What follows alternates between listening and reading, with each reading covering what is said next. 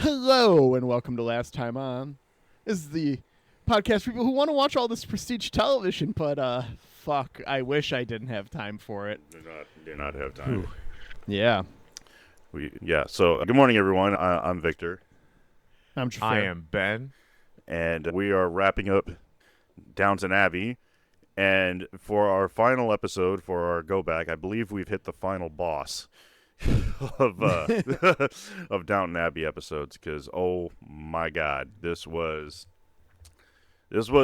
difficult. So we're all like, oh, Paul Giamatti's in this one, right? Mm-hmm. Because let's face it, we're a Paul Giamatti flirt cast at this point. Heck yeah. As in, we'll flirt with any show that has Paul Giamatti in it. And we're like, oh, Paul Giamatti's in this one. It's got to be great. We did not look at the IMDb ratings before we picked this as our go back episode. We looked at the highest rated episodes, of which this is not on the list.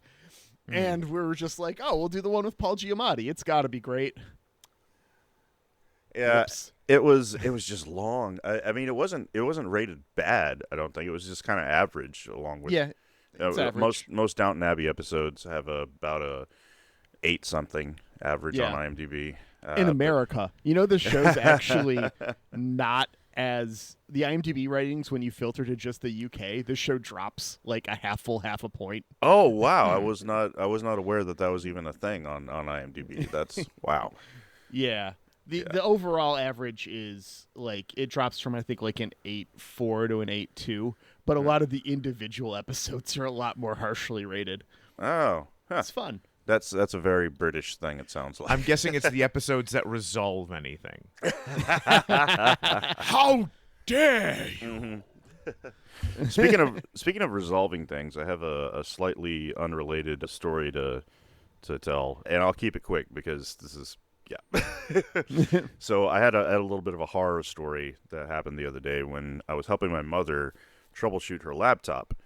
And my mother, I love her to death. She was trying to send out an email to her committee or whatever. She's president of the local county women's Republican group. But this week or this month, they're doing something really good. They're pushing back against the city council that wants to open 3 more data centers in our area. So that's good to know that we can all be, that's a bipartisan thing, that we don't want any more data centers drinking our water or raising our electric rates. But anyway, so I was helping her update her laptop, and I was all just like, Mom, when was the last time you updated this thing?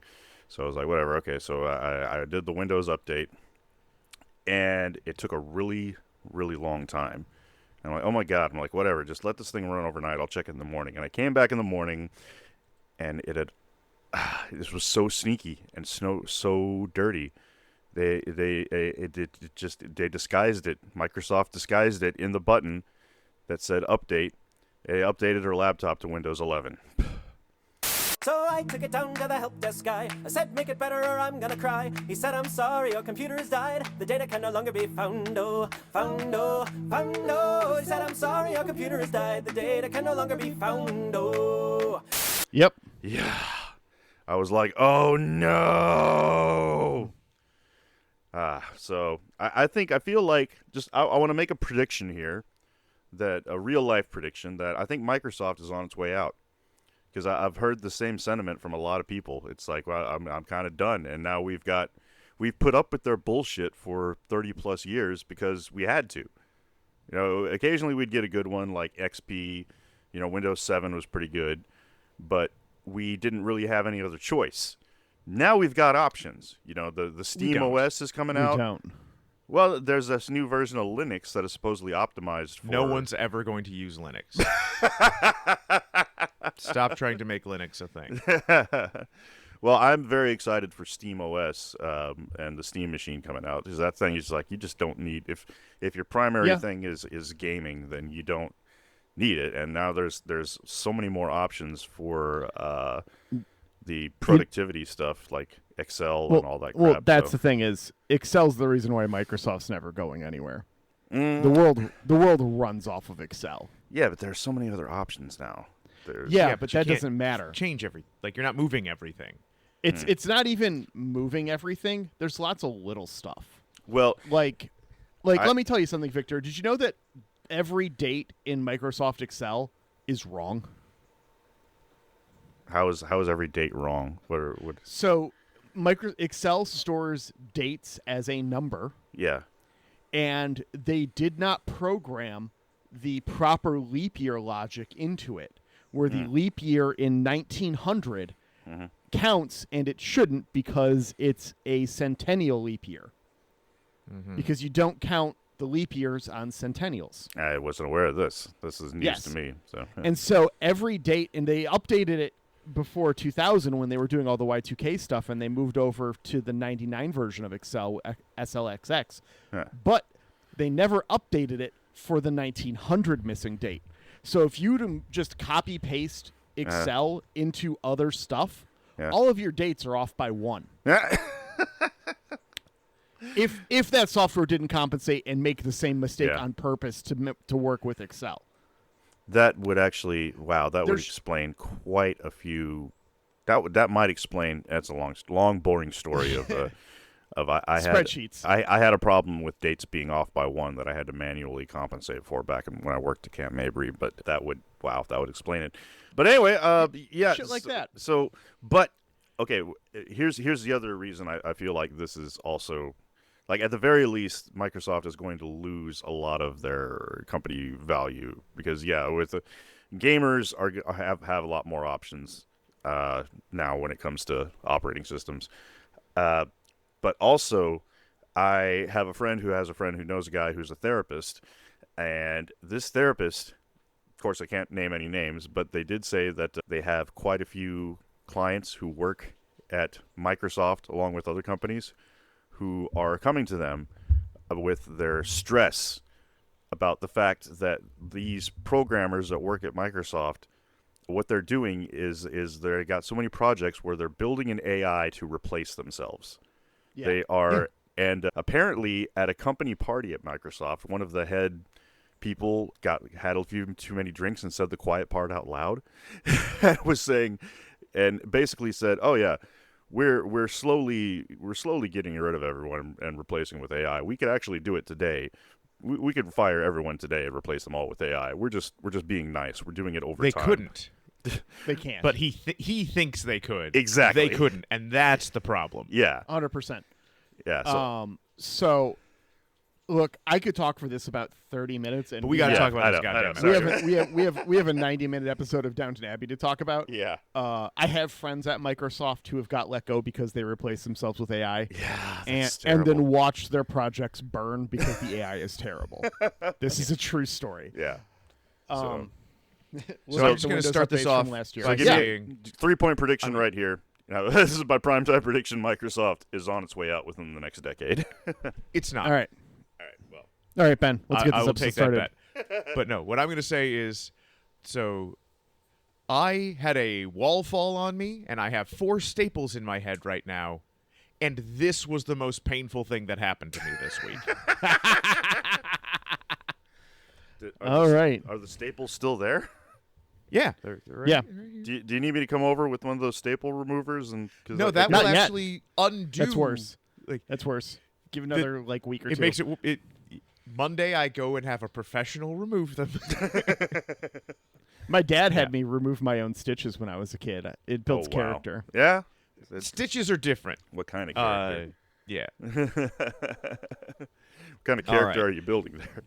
Okay, speaking of character building, we had hardly any at all in this 90 minutes. We opened on everyone upstairs and down prepping to go to the London estate. Yes. Thomas Off to London has town. Thomas has Daisy carry a mysterious message. Yeah, Thomas is back to his we're going back to his scheming Yep. He delivers a cryptic message. And hey, before we dive too deep, I recommend. Let's dive too deep, That's what I'm please. trying to say. Is I recommend that we don't have to hit everything in this episode. Let's just hit the highlights. You know? Yeah, I took 6 pages of notes, Victor. We don't have to go I through finished all my 6 pages. notebook. So this is all for Rose's debutante ball. That's Yeah. Yes. the driving plot of this. Rose is having her debut, her debutante, and it involves being introduced and presented to the King and Queen of England. That is so fucked up. I think the whole concept of that is just icky. Gives me the icks. I had a friend do this in high school as a freshman. Be debuted at a debutante ball. Now who's gonna escort me to the debutante ball? Well, what about that rich young dugong from Macon? Ugh. It's ick. It's ick. It's all just like, hey, look, she's on the market. It's like, it's so gross. It's fucking weird. It's fucking weird. Anyways, Claire's American relatives are coming to London for it, we find out, which is how we'll meet Paul Giamatti in a bit. The London house doesn't have that much space for rooms, so Edith and Mary may have to share or sleep in the servants' floor. See, now that would have been a better episode.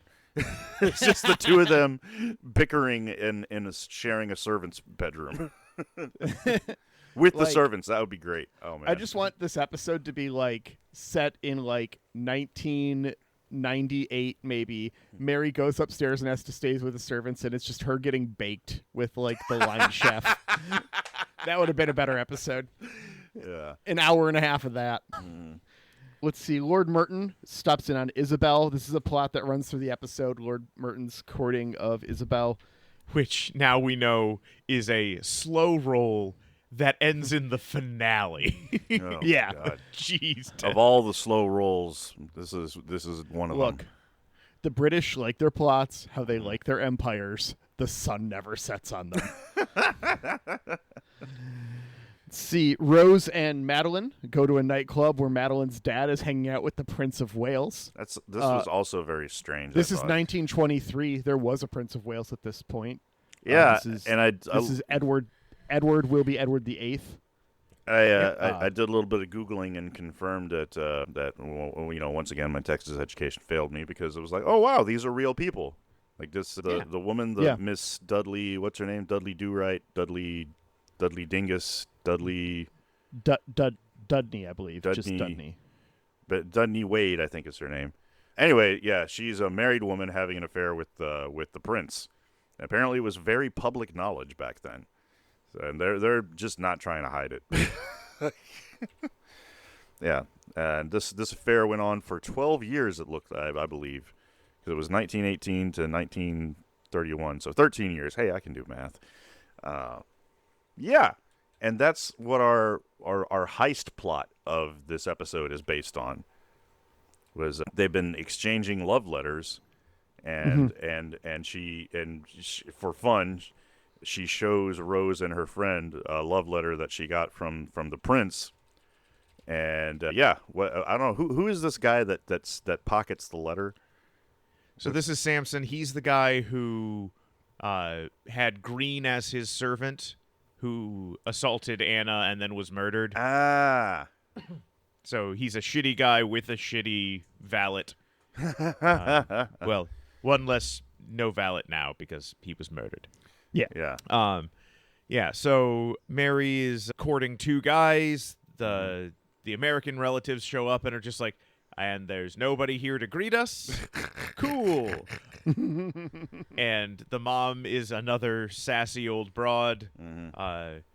And Paul Giamatti, he's Uncle Harold, and he's like, hey, I don't want to be here. We're like, you shouldn't be here, Paul Giamatti. You're better than this.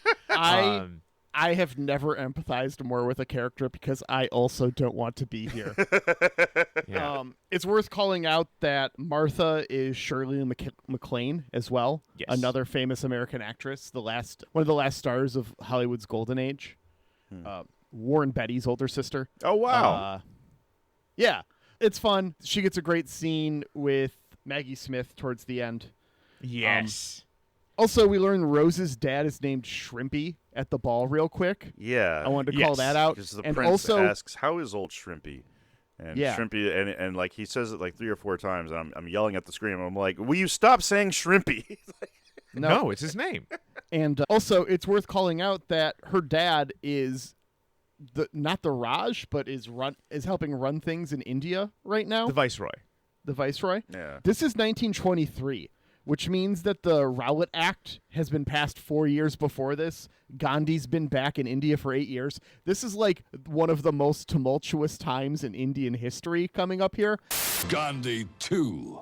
No more Mr. Passive Resistance. Oh, And wow. everyone is just all like, India's fine, guys. I heard you had a great time visiting. And I'm just all like, oh no. Oh no, oh no, oh no, oh no, oh no. Yeah, they're just like, Because it comes up multiple times. Even the king is all like, India's going great. And it's just like, I'm off to visit the colonies in this their wonderful year of 1775. right. It's exactly like that. All right, so the staff all arrive in London, including the Levinson's staff, who are just happy to be here.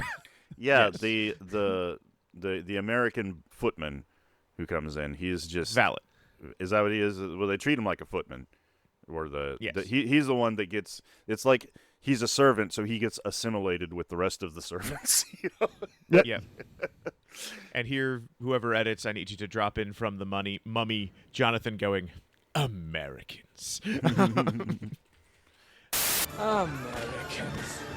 Yeah, and Hughes is being incredibly dismissive of, like, hey, you are a different person from a different household who has different understandings of their duties. I might have to explain a thing to you. And Carson is just incredulous that he might have to explain something. Oh, fucking A Carson. cultural difference between the British and an American? Societal collapse imminent. But this is also evident in the fact that Cora has said, hey, I know you guys are working like crazy. We'll pay for a day out for you guys. Oh, God, the And he's mandatory just coming fun. up Yeah. with some of the ideas that I'm like, I think these all sound dope as hell. Yeah, But I'm in. everybody's just like, the Science Museum. I'm like, hell yeah. I take Henry to the Natural History Museum. It rips. They've got a full-size Quetzalcoatlus. What? Yeah. Yeah, it's Yeah, dude. That's It's dope. That's the mythical winged snake, right? That's Quetzalcoatl. Okay. Quetzalcoatlus is the largest ever flying animal. It is a prehistoric winged reptile, so sort of like a Not technically a dinosaur. So it's yeah, it's not a dinosaur, but like a so Rodan, but smaller. well, it's the size of a plane. Oh, so it is Rodan. I want to Yeah. go see Rodan. Dude, hell yeah. I'd go. It's freaking huge. That's It's a pterosaur. well, that does sound and it's badass. But yeah. fucking massive. But yeah, it does Yeah. sound like Carson is planning a field trip for a freaking high school class. And it's like, dude, Yes. the servants. But no one is yeah. willing to be like, dude, we don't want to. We want to take a day off. we don't want to learn. We don't want to do something interesting that expands our brains. They're all Like, exhausted. If you just yeah. said, "Hey, everybody, here's 12 shillings. Go about your business." yeah. They would be the happiest Oh, staff God, on I earth. hate mandatory fun days Right. at work. That's I actually call it a field trip the entirety of my notes to belabor Ben's point there. And yeah, it's just like nothing. I mean, I have had a day in London where I'm like, what am I going to do? And I have looked at these as options. So I understand that I am not the target audience here, but 100%. I mean, I've listened. Like, he's like, "We could go see the Crystal Palace," and I'm like, "Well, I've listened to a podcast about it, and it sounds dope as hell." But we also get a bit here where we find out that the reason why Harold has been dragged along is he is caught up in the Teapot Dome scandal. Victor, no, don't.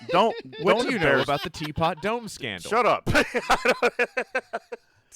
Before Enron, before Bill and Monica, before Watergate, there was Teapot Dome. I will say I missed the days when this was a scandal and not a Tuesday. Yeah. Yeah. Yeah. Okay. So, Victor, yeah, the Teapot enlighten me. Dome scandal is about one famous liquid. Tea. Can you tell me what that liquid is? Is it not tea? So it's not. Okay. It's just not It's tea. not. Uh, okay. tea. Okay. So I'm going to say that it must be opioids. Well, it's the size of a plane. Oh, so Victor, the Teapot Dome scandal is about one famous liquid. Can you tell me what that liquid is? Okay. Just okay. No. It's not opioids? Okay, what is it? No. It's oil. Oh.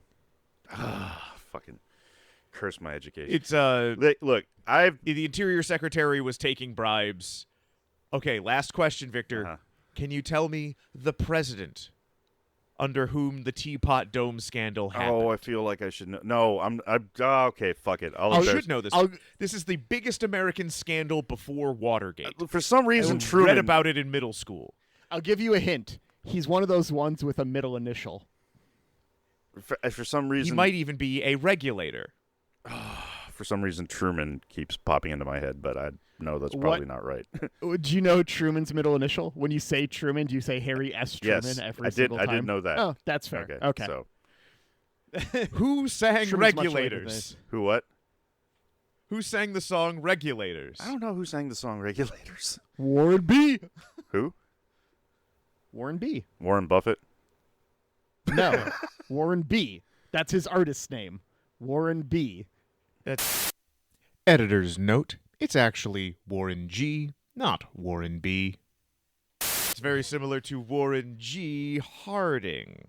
That was a president. Listen, guys, look, I just want to say it is not my fault I'm dumb, okay? Because the other day, I don't know, maybe I was dumb, feeling Victor. self-conscious, but I found, I went to Mensa, and I took one of their practice tests, and How'd you do? I did better than I should have, but worse than I thought. I swear to God, I took one of these back before I joined, because I had to take the ASVAB test, and I was to join the Army, and I was like paranoid about my crappy education. Fuck you guys! You both have Mensa cards. God damn it! Now I'm really embarrassed. In a story I've told maybe 4 people in my entire fucking life, because there's no way you can bring this up without it being weird. But you brought it up, so it's not as Okay. weird. Ben and I, on a lark, went and tested Mensa one day. Yeah. We were just like, it's all like, hey, it's this day. I've always been curious, and we both went and took the test at the same time. And we got our acceptance emails within maybe 5 minutes of each other. Wow. That was very exciting. I can tell you exactly where I was. Where were you? Like I was in the second-story parking lot outside of the movie theater that I frequent. When the email came across, I saw so I was driving. The email came while I was driving. I open up my email. I see it. I text Ben. We have a short conversation. I go in and watch the movie. It's like a very vivid memory for me. Yeah. Sorry. Well, Victor. congratulations. Yep. Well, I swear when All I right. was younger that I my score was at least in the triple digits, and I scored a 97 the other day. So the Army made me dumber. I mean, statistically, that's actually true. Yeah. That's a thing that happens. Yeah. Part of basic training is making you dumber. So back to our But not too dumb. show. Yeah, I know. You're all just like, here, Tom- here, Victor, here's a ball. Perhaps you'd like to bounce it. Tom is not what we do. dealing with Miss Bunting, who is she's being an asshole. Like, Yeah. I don't know. So this story plays out that they go out to dinner, and then she's just like, hey, show me your relative's house, or else you're not cool. But she's the one that And he's like, that okay. Tom ends up. Yeah, The okay, Russians. Yeah. And then she's like, hey, take me upstairs or you're not cool. And he's like, this isn't my house, man. And it's like weird and improper. And she's like, oh, you're following the rules. And he's like, yeah, because it's not my goddamn house. Take your shoes off. Also, this is the same. Like, I know we've seen at least one other drama plot weave itself together in this same stairwell, where Thomas takes. Oh, I mean, it's the main Yeah. foyer of the house. Yeah, at least one other time, I think that we saw an episode where Mary and one of her suitors had a whole kerfuffle there on the stairs. Yeah. We find out that Tom is going to be coming down later, which is important because Grantham misses Isis. Yep. I have a cousin named Isis, and it's very Unfortunate. Rough. We also find out that Rose's friend Madeline, her dad is one of these people with a title but no money, and he's like, all right, we're going to tag team Cora's family. I'm going to go after the mom, you go after Harold, and it's just like, this is creepy. It is. It's about Yeah. it's what was really creepy to me was when the father of what's his name tells Paul Giamatti to dance with his daughter, and he's like, I'm used to fathers asking me to dance with their daughters. I'm like, what the bleh. Because he's rich, and Yes, they're trying to... it's still bleh. Yeah. Yeah. Yeah. 100%. Yeah. Edith, like, man, I wish we would make scenes more often. I have to call that out because Edith basically brings about Mary ruining her life in the finale here. She wills it into existence. And at the very beginning, we had some very pre-finale clunky exposition with what's her name, not Daisy, the character who's not Daisy. Yeah, Ivy is saying, yes. Oh, why does Lady Edith always look so tired? She goes away to, was it Geneva for 8 months, and she comes back looking tired. I wonder what she was doing for 8.5 months. Yup. So that explains how she had Marigold, and no one knew it was her baby. So, also at this point, her beau, isn't confirmed dead yet, but he's been dealing with some ruffians who wear brown shirts in Germany, and it's like, you can just say the Right. Nazis, man. and We all know. we determined. Well, they weren't Nazis at this point. Yeah, they were. Well, the Nazis were never Nazis. The Nazis would never call themselves Nazis. They called themselves SS, right? Or National SS was a Socialist. division that didn't yeah. exist. The brown shirts would become the SS. Brown shirts are the SA. Oh, sorry, correct. But Nazi is a derogatory term. A Nazi would right. never It's call National themselves a Nazi. Socialist, right? Calling them Yeah. yes, but in German. But that's not where Nazi comes from. Nazi is a shortening of Ignatius, and it's a term Really? for redneck. German rednecks. Yeah, calling someone a Nazi is the cultural equivalent to calling someone Cletus in modern day America, where it's just all like, "Oh, you uneducated farmer, you Cletus." That's how it was used, which is how nachos and Nazis have the same root word, Ignatius. They're named after a person, and one is a hypothetical and one is an actual person. But fun Eat stuff. nachos, Anyways. not Nazis, or or support nachos, not Nazis. No, eat both.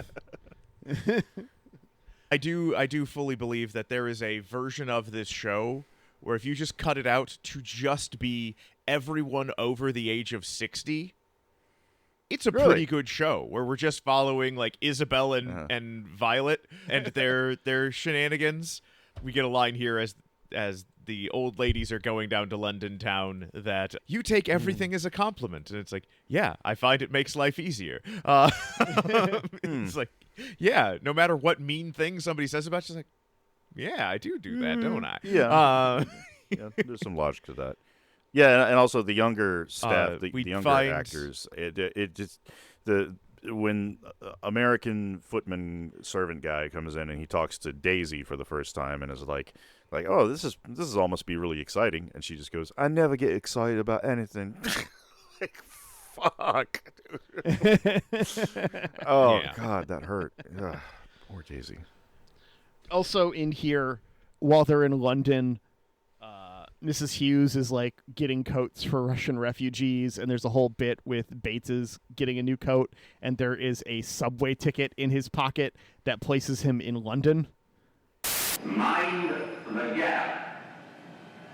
At the time of the horrible murder. The time of Mr. Green's murder. So Yeah. Bates, So that Bates totally murdered that guy. Yeah. you don't think so? No, he didn't.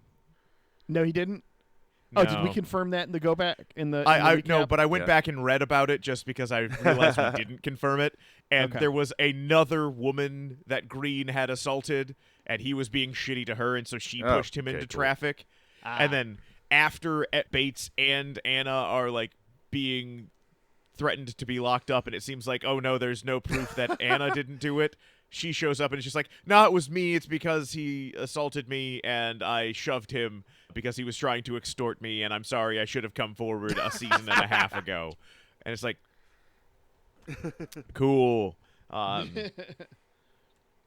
we also that's like 20 minutes of runtime. We just gotten 2 sentences. Yeah, let's this keep that fucking going. episode. Also, I don't feel bad about those down and out Russian nobles because I know anything about Russia before 1917. They had like serfdom in places, you know. But we now get a fancy pants parade where all of the we get all of the fancy pants people being presented to the king and queen, where they go in and they bow, and we go to Buckingham Palace. I've been there. Henry was being a real shit that day. It kind of sucked. How old was he at the time? He would have been 5. Oh, yeah. He was A couple just years ago. Yeah. Yeah, and it was one of those things where it's like Glow really wanted it to be a super magical moment, and he was For a just like 5-year-old, come on. tired and not playing along, and Yeah. it was shitty. Fun fact, besides the exteriors, none of this is actually Buckingham Palace. This is I'm not surprised. This is Lancaster House, which is an auxiliary location that they have that's right next to Buckingham Palace. But this is mostly used as stand-in in most media for Buckingham Palace. That's kind of like what it does these days. The most prominent feature I could find that used this exact same location, National Treasure 2, Book of Secrets. Oh, gosh. I'm going to steal the Declaration of Independence. No, that's the first movie, Victor. In the second movie, he kidnaps the president. Look, man, it is on you for watching the sequel, okay? So I watched the TV show, bitch. There was a TV show? Yeah. God, why? And they're about to make a third one.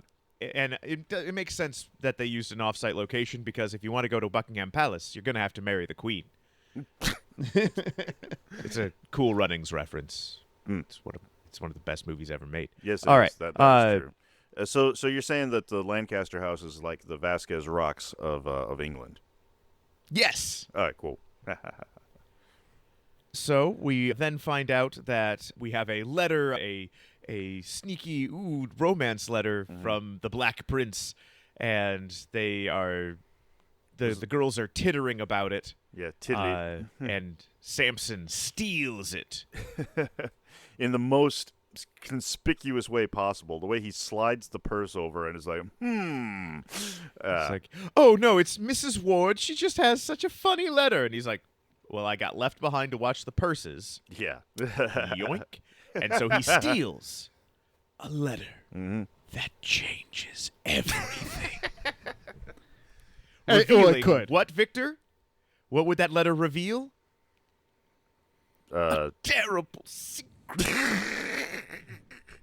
Yeah, but apparently that it's the not Prince a of secret. Wales was having an affair. Good thing Yep. that would never happen. Yep. Yeah, but apparently it's not a Thomas secret. is- It's like one of those things everyone knows but doesn't do Also, anything that about would it. never happen. Yeah. Ugh. The American papers are going to go crazy for this British prince sex scandal. Also a thing that would never happen. We find out part of the reason why Thomas is being so shitty is he's just like, Tom used to be one of us, and now we have to call him sir. And I don't like that. He should be beneath me. Oh, man. The way Thomas emerges from the shadows in the scene where he catches Tom and Miss Bunting. Oh, God. He's like, yeah. Dude, like a he's ninja. walking in like a fucking Sith apprentice. Like, oh, hello. You literally could have cut that with like Duel of the Fates and a lightsaber going off in his hands. Oh, man. And the way he just stands behind Tom as he's eating his breakfast, God, that made me uncomfortable. Yeah. He's like, you don't He's like, have you to can stand go. there. Nope. We have a picnic being planned. They ask Bates to find a forger, and he's like, I know a guy. I do fucking love Bates, how he's the most God, he is the most posh ass fucking God, dude. What's the word I'm thinking? Criminal. He's a pickpocket. Yeah, con man. I mean, he's like the Corleone of of the Abbey here. Corleone of the Abbey. Unlike a real, if he was actually like Clemenza or somebody, he'd be a little surreptitious. He does the forgery at the dining table. Where people come up and are like, hey, what are you man, doing? what you doing? He's like, it's a terrible secret. Some skills I picked up while I was... So they are forging a letter so that the girls can sneak into Samson's hotel room while Grantham is throwing a poker game. And this sounds exciting. It does does. not. The heist buildup sound it does start to sound interesting, but I mean, breaking into a person's room while you're having a high stakes poker game, that is the middle chunk of Casino Royale, and it's awesome. And this, we don't get a machete fight. We don't get anybody being poisoned. We don't even get any poker. That's true. We don't get. We see don't the get end poker of at the one poker. hand. I'm sorry. That last hand nearly killed me. So Harold Paul Giamatti keeps putting off Maddie, who seems like actually like, oh, hey, I was sent after you because you're rich, but I'm actually starting to like you. I liked their scenes. The scenes with Paul Giamatti and Madeline, I thought they were cute. And I was hoping like, hey, you guys should end up together. Like, this is nice. I mean, we'll get to it, but they have a happy ending-ish, I guess. Yeah. Let's see here. The picnic picks up steam. No one gives a shit. Let's see. Some bits about the brown shirts. No one gives a fuck those guys. Rosamund tries to convince Edith to just give up Marigold completely. Ah, yes. Yeah. Yeah. And like all the children in this in the Abbey, they're all like parenting duties have been outsourced for every single So I don't see why it's such a big deal for well, okay, it's a big deal because Edith has to hide the fact that she had a child out of wedlock. So Yep. Yeah. We get to the picnic after this, and this is the best scene in the whole episode because it's just our guest stars hamming it the fuck up for like 5 minutes. It's Hell yeah. perfect length. It's them having fun and being great actors and playing in the space and being silly and fun. No notes. If this was the whole episode, I would have been bored after 10 minutes, but it would have been a good 10 minutes. Hey, smart guys, explain something to me.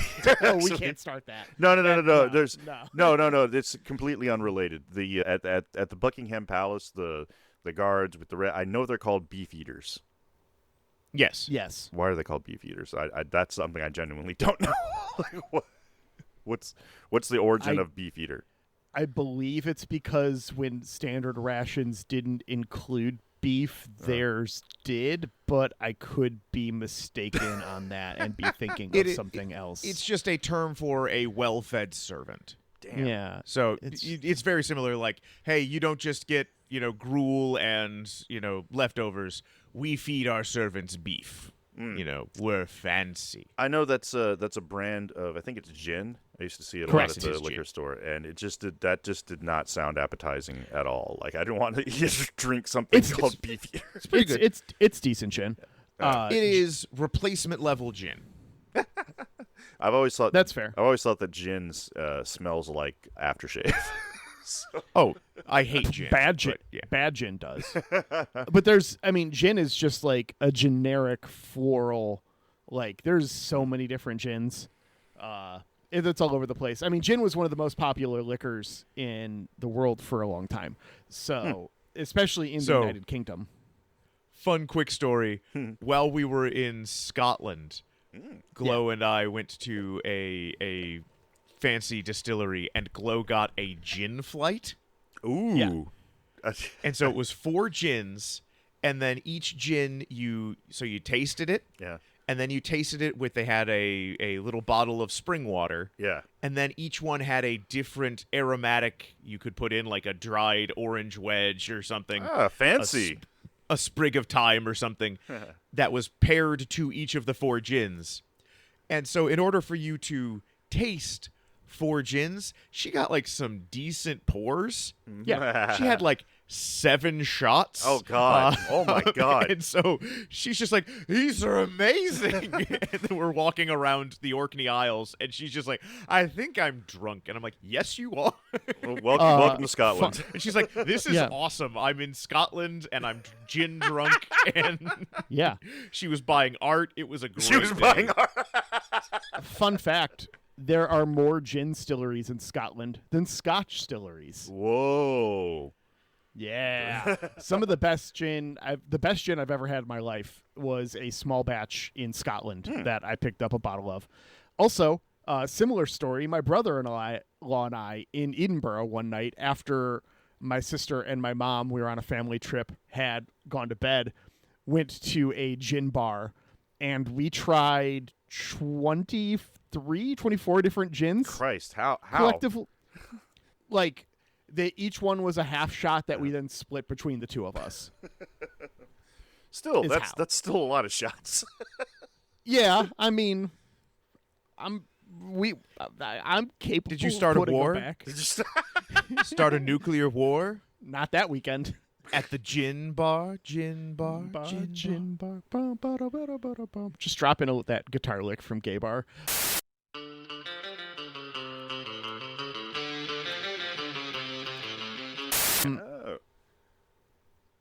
All right, let's wrap this up. Yeah, let's so now go. we have, it's time to go balls out. So our heist doesn't work. The letter's not there. Our girls break in. We don't even see them rifling through the desk. Right. We get an off-screen heist. Fuck the you, hell, man? Downton Abbey. Yeah. We don't, we see the end of one hand and them breaking into the room. It's like, you did a poker game and a heist, and we saw more of them at the picnic. Yeah. We get a poker game and a heist. It's 10 minutes of screen time, and we see not a poker game or a heist in that scene. They are in the that 10 hallway minutes. longer than they're in the room. Absurd. I was It's not so even a- mad. It's You not owe even me a a heist. production value thing. Downton Abbey owes me a heist on a poker game. Damn it. Put that on a T-shirt.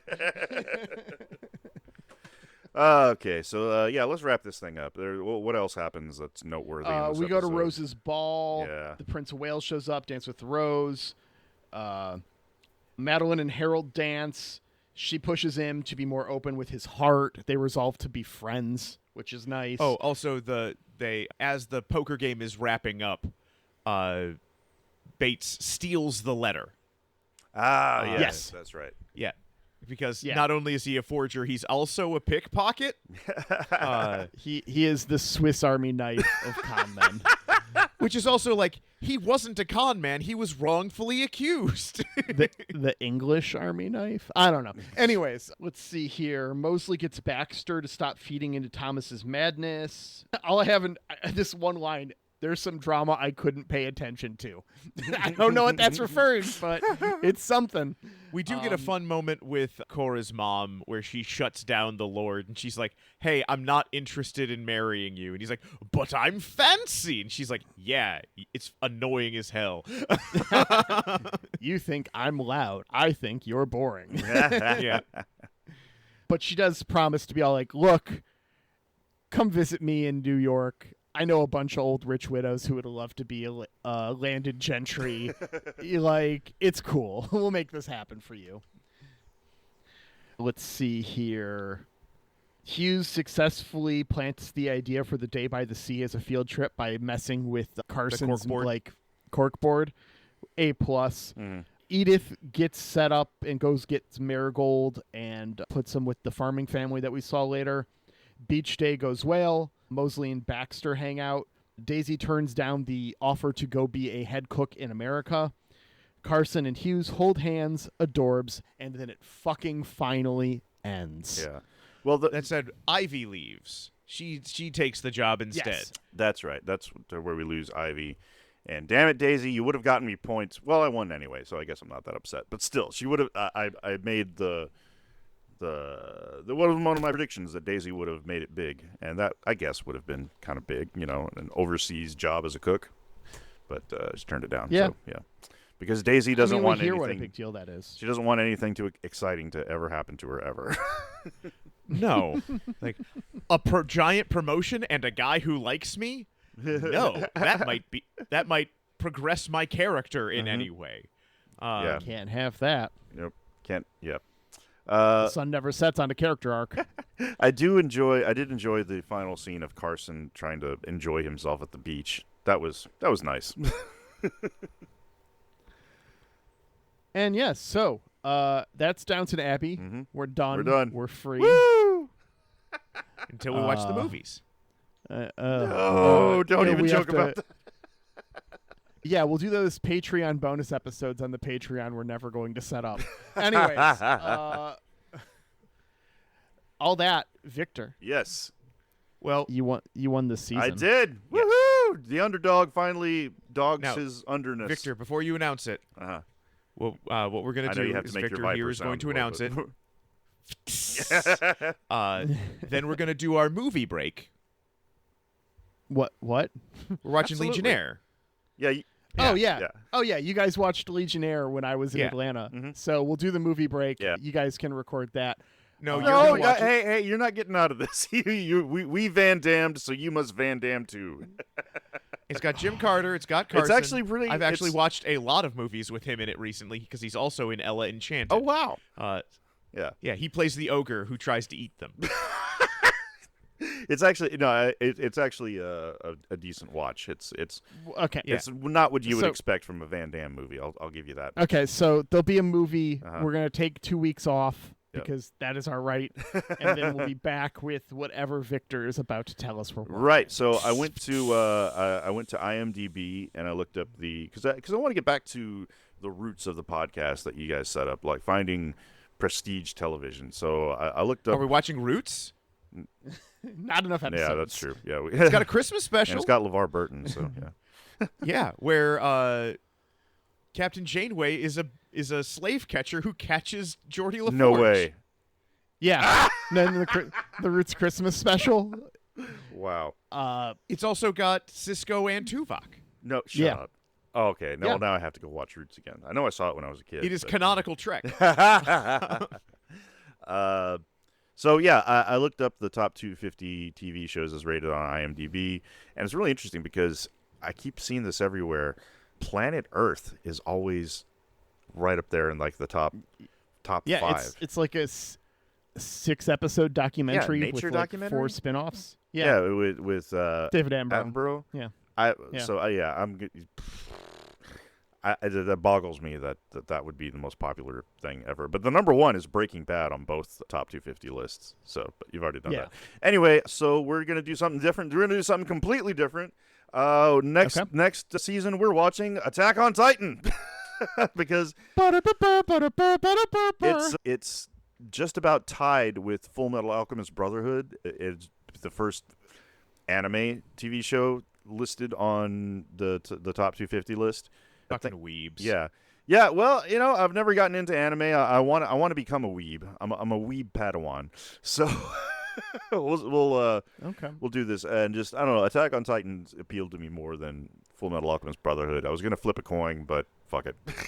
I mean, I've watched like one anime in the last 5 years, but I also skipped my prom to go to an anime convention. So I got the cred. You look like a guy who skipped his prom to go to an anime convention. There was a bunch of stuff that led up to it. It wasn't solely the anime convention thing, but that's not a story for. I've heard about what goes on podcast. at the anime convention after parties, so that actually would be more exciting than a prom night. So,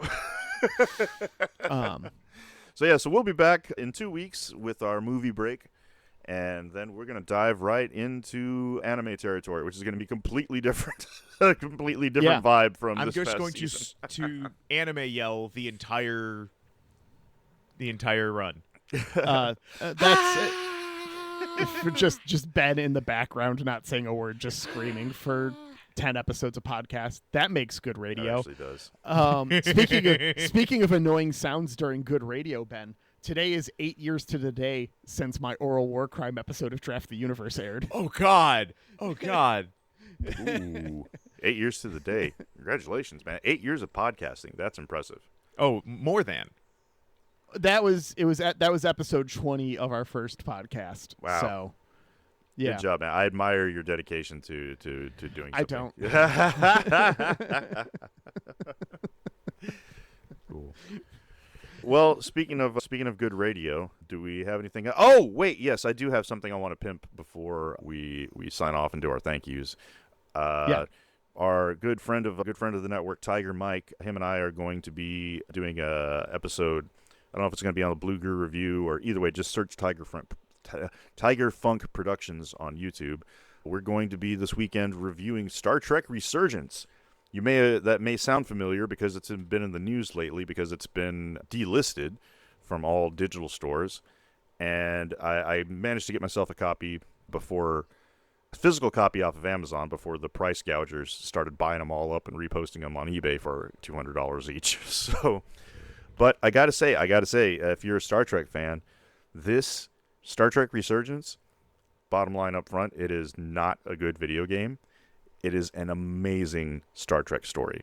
Like, playing through this, it felt like I was watching an entire new season of a new Trek series. It hits all the right notes. If you're a fan of TNG and DS9, this game was made for you.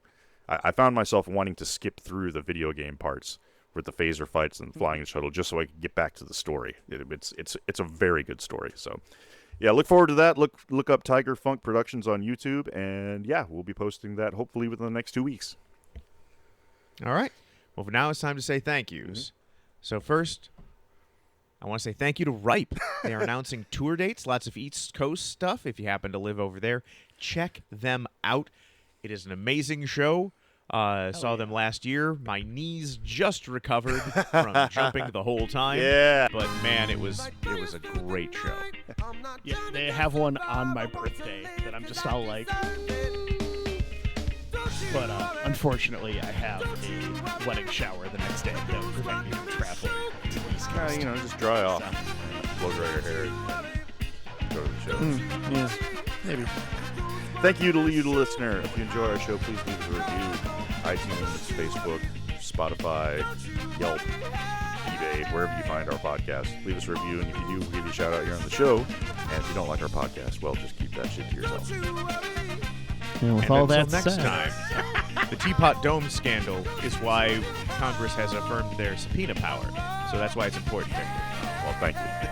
I'm going to forget that within the next 10 minutes. And we'll see you next time on Last Time On.